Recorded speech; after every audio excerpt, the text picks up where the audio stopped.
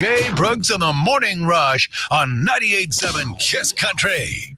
Well, every week we get a chance to sit down and talk with Sybil to find out get the shelter scoop. Brought to you by the Garner Vet Clinic and Garner Pet Resort and Wash. Dr. Bruce and the whole crew over there. So thanks to them fine folks, and make sure you check them out if you got a new pet. Maybe you got a new puppy, or maybe you just got one adopted from the shelter, or whatever it might be. Sybil, they should go check them out. And of course, you guys haven't checked out anyway, and all fixed up, right? We've what? We've checked out? No, no. As far as animals, when they come from the shelter, they've already gone through their vet. Oh yes, they have been checked out. But yes, many of us have also checked out. Right. And Sybil, we haven't even started, and Sybil has already done that.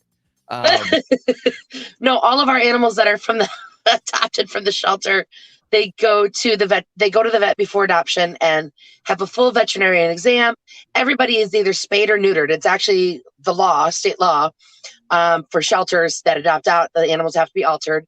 And then for cats, we do feline leukemia testing. For dogs, we do heartworm testing. And then there's also distemper vaccine and rabies vaccine and the full exam. So everybody leaves the door healthy. Well, there you go. That's good. And of course, once you get that healthy pet home, you still want to have your shots updated and things like that, and go to your local vet. And of course, Garner Vet Clinic there in Garner, be more than happy to. I know he does a lot of things around the surrounding area as well. So we always encourage people that when they get a new pet, even if it's, if it's from us, and even if it just saw the vet, the day before our vet, we always encourage people to go take their animal to their vet, to just get them set up on their schedule.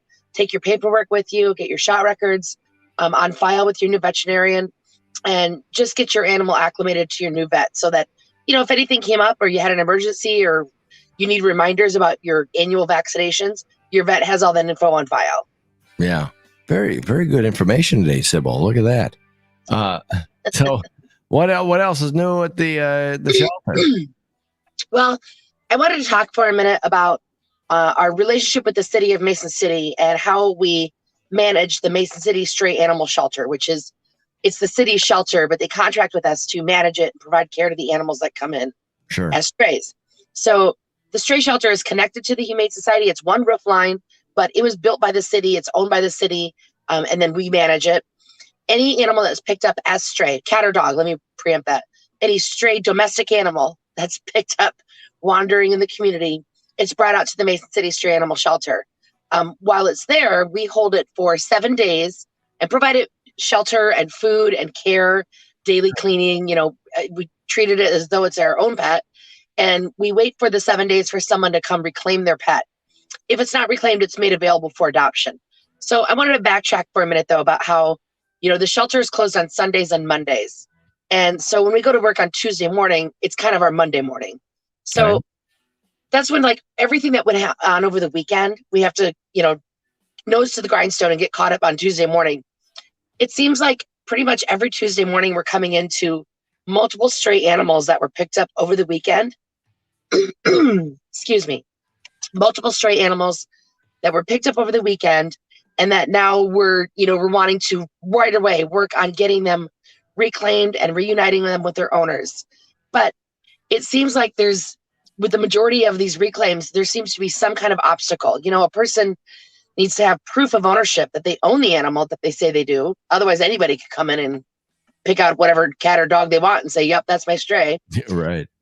So they need to have some sort of proof, like a current rabies vaccination or vet records or, adoption paperwork or a receipt of sale, something that says that you're the owner. And then, of course, there's some fees involved that the city charges, and rabies vaccine is required and a city license. Anyway, throughout this process, there's just always a lot of confusion from people about finding their record. Sometimes we'll have 2 or 3 people call in and say they're the owner of a specific pet. It just causes a lot of frustration, and it shouldn't have to for us and for the owner, but also for the animal that then sits in the shelter longer than they need to because they aren't being reclaimed. So we encourage people to, one, make sure that you have proof of ownership of your pet.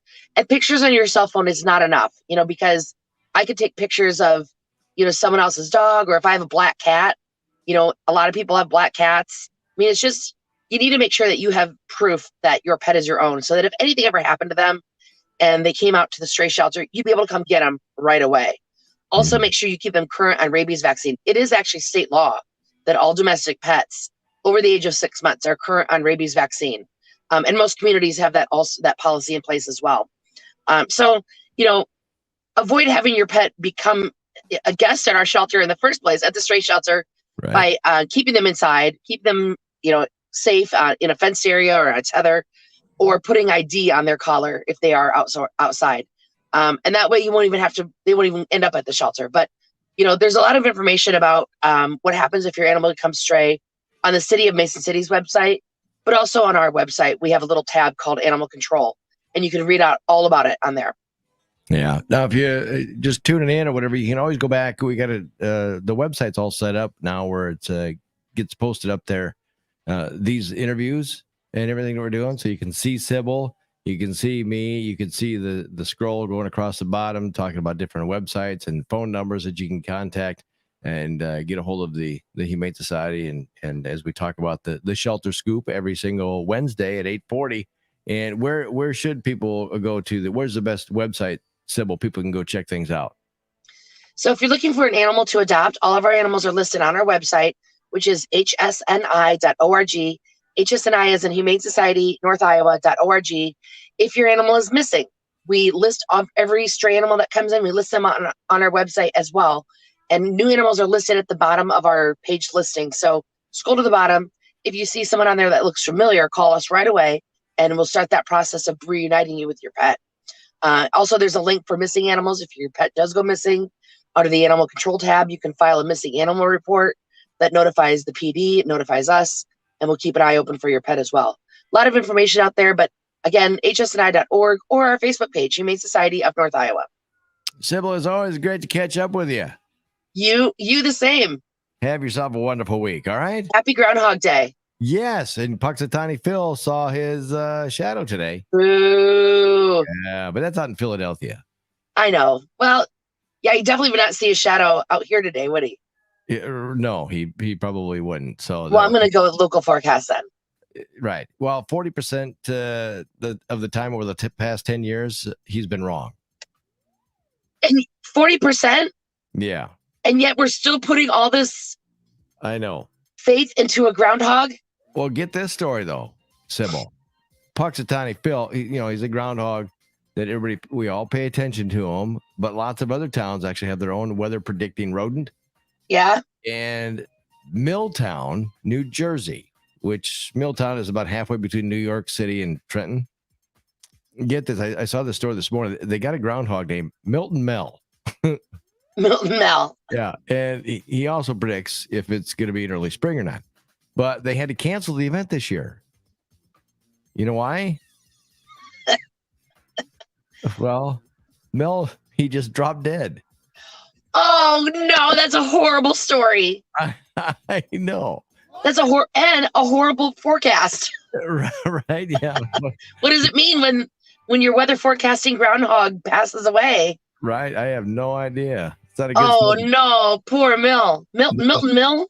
Milltown Mill. Milltown Mill. Milltown Mill. Oh man, that's a sad state of affairs for groundhog lovers everywhere. Yeah, they announced his death actually on Facebook. Said that they couldn't find a replacement groundhog in time. so this launches some weird groundhog breeding operation. I'm opposed to that. Yeah. So they had no choice but to just cancel the event. The good news is, though, they say Mel lived a pretty long life for a groundhog. Of course, they don't have the exact age on it, though. But well, I'm sure these groundhogs like Puxatawny Phil. I mean, I think he's, it's not like they just let him loose and let him live and then he comes back every year. I mean, I think they have him kind of confined, but right. I think he must live a pretty pampered life. Oh, I'm sure he does. But I saw him in Groundhog Day. He was out there driving trucks and hanging out with Bill Murray. Looked pretty fun. Yeah. Well, they say that the groundhogs only live about 3 years in the wild. Really? Yeah. Wow, you are a really overflowing wealth of knowledge about groundhogs today. Exactly. Well, it is, the decision of whether or not we're going to have a longer winter or a shorter winter. Well, that's fantastic. So I'd like to think that Punxsutawney Phil doesn't know what he's talking about. He's kind of like a meteorologist, really. Oh, I'm going to stay quiet on that one. Maybe you should remember Tyler Roney and how much he loved consulting the Farmer's Almanac. Oh yeah, he loved it. Have yourself a wonderful week. You do the same. Bye. Surface Group is conducting another Mason City multi-party farm equipment auction in Mason City.